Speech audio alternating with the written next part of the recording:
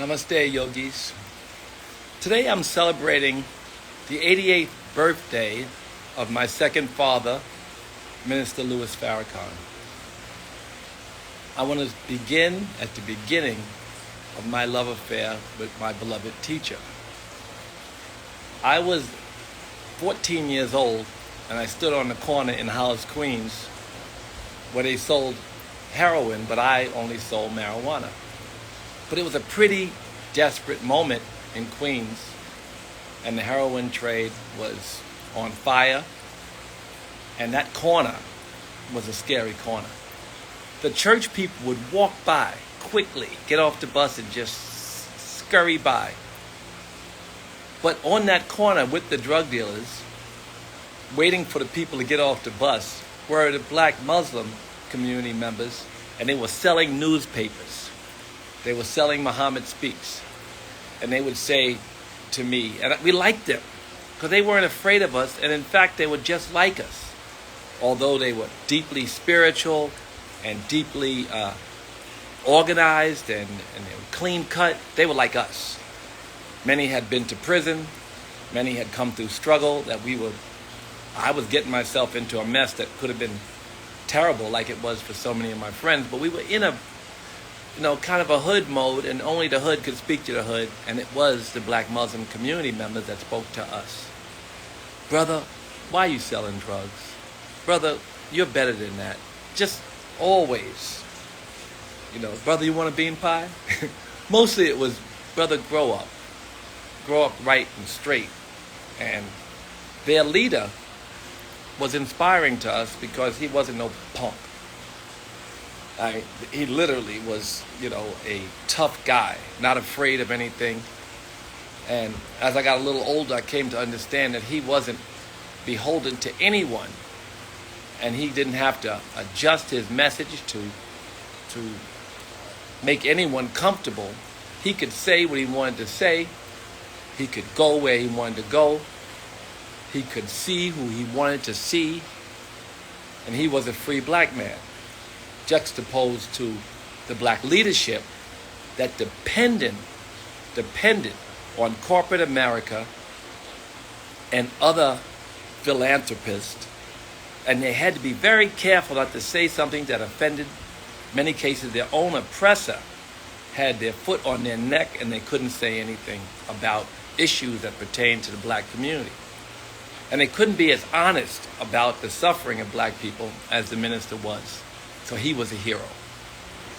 Now, I know that many people get quote-unquote canceled. I can no longer be canceled, but I never bowed down and didn't stand up for the minister. You don't have to believe everything he says. I was going to get the vaccine the other day, in fact, the Chinese vaccine. Everybody else took it in my house, like all the people who are working to build a hotel or to prepare, get educated so they could work in the hotel, and all the people who work here went and got the vaccine. I was to go, but I got COVID. So I disagree on the vaccine for me. Doesn't mean I don't love the minister. I disagree on many things that everyone says, but if I agree with a lot of it, and if I think the good outweigh the bad, then I can't be silenced. I will speak up. So that's regarding those who think that I can't speak positively about my inspiration. So Minister Farrakhan is 88 years old. He saved the lives of hundreds of thousands of black people and changed the lives of so many more. These men went into the nation, learned to love themselves and everyone else without regard for religion, race, whatever. They learned to love everyone. I don't agree that the fact that they're separatists. I figure it's kind of late. They've already taken integration and destroyed the community. The black dentist, the black lawyer, the black pharmacy, the black pharmacist, they all got challenged for their own business and their own community, and integration destroyed the fabric of black economics. So it's already done now. And, I want my daughters to live in the whole world. I don't want them to be segregated.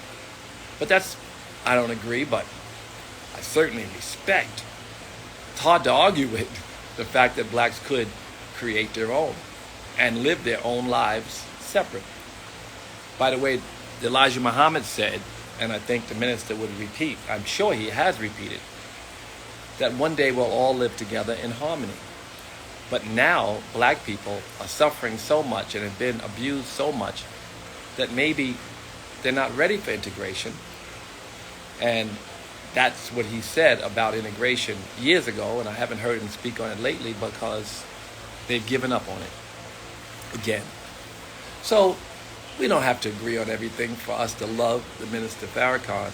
His work stands for itself. I celebrate him. I hope you do. And I hope you understand it is important to have a black man who's not afraid to say whatever he wants, to see whoever he wants. Speaking of seeing, he would go and see leaders all over the world who he thought was a friend to the black community. And he would go and see the Gaddafis and everyone. And they welcomed him. Mandela, whoever, all over the world, even when they were hated by mainstream America, including Mandela. So he's never been controlled. He's always been free.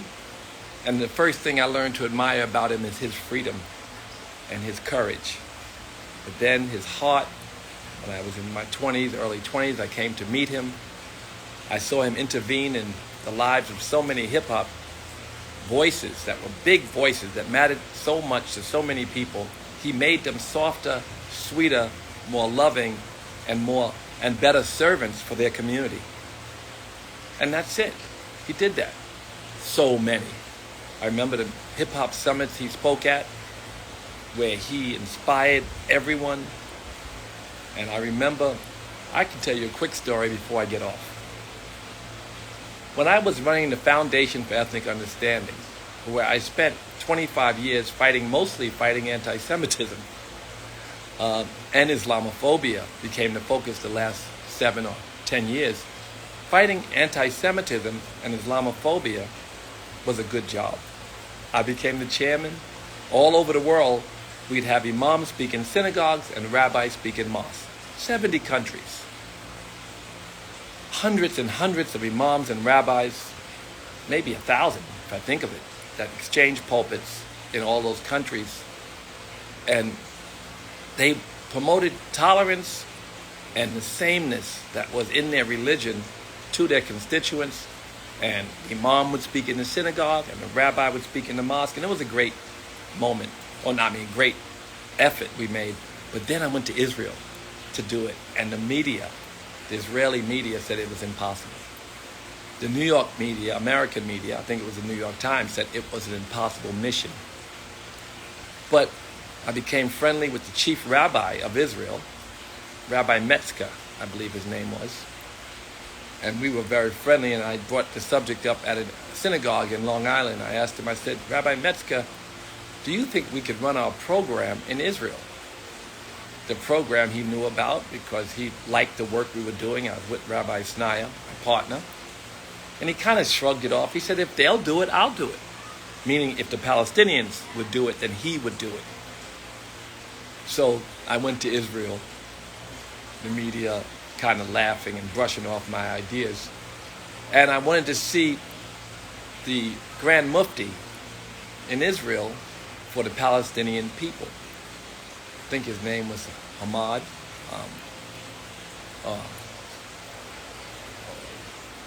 I'll come to his name. It'll come to me. But my brother did not have an open door for me. But the minister called my brother. And I went to meet with him. And I talked to him about our programs. And the programs happened. The imam spoke in the synagogue.